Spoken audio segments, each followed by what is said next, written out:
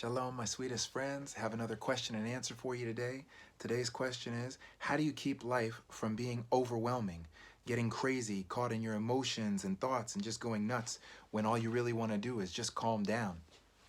So I can tell you a couple things that I do in order to keep myself from being overwhelmed by so much that we have to do in life. I have a lot of things going on, family, a practice, my own religious life and whatnot. And so, yeah, it takes up a lot of time, but then there's a lot going on. So a couple things that I do. Number one, I run. I'm a runner, so I run in the mornings probably 3 to 4 times a week. Another thing I do is journal. Journaling is something that is, I think, very helpful, especially for people who are caught in their minds.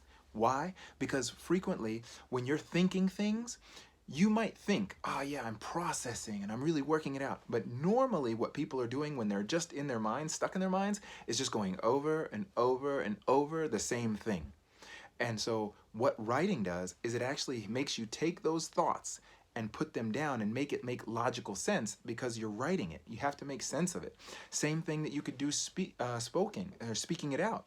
Whether you want to do that to a journal, like an audio journal, or whether you want to just do that with a friend. But that's another way. Journaling can be extremely beneficial for people who need to just be able to help calm themselves down. There's all kinds of wonderful apps out there. There's an app out there now called Kavana that has like all different kinds of Jewish meditations. And this is another way to just slow things down. Spending some amount of time on mindfulness is very helpful. And whether you want to use an app like Kavana or other ones that are out there, or whether you want to just go outside and take some time and look at the sky, take some time and look at the trees, take some time and just breathe in fresh air. Go and look at a tree and just spend time looking at it, being curious about it. Like just spend some amount of time in nature. That can also be a really beneficial thing. And one of the number one things that I have noticed recently, and I've never really been a good sleeper, like as in I sleep well, but I don't sleep a lot. But recently, I would say over the last month or two, probably over the last month, I've really started trying to get somewhere between 7 and 8 hours of sleep each night. And this has been phenomenal, like game changing. And I see a huge difference in nights when I get 7 or 8 or nights when I get 3 or 4.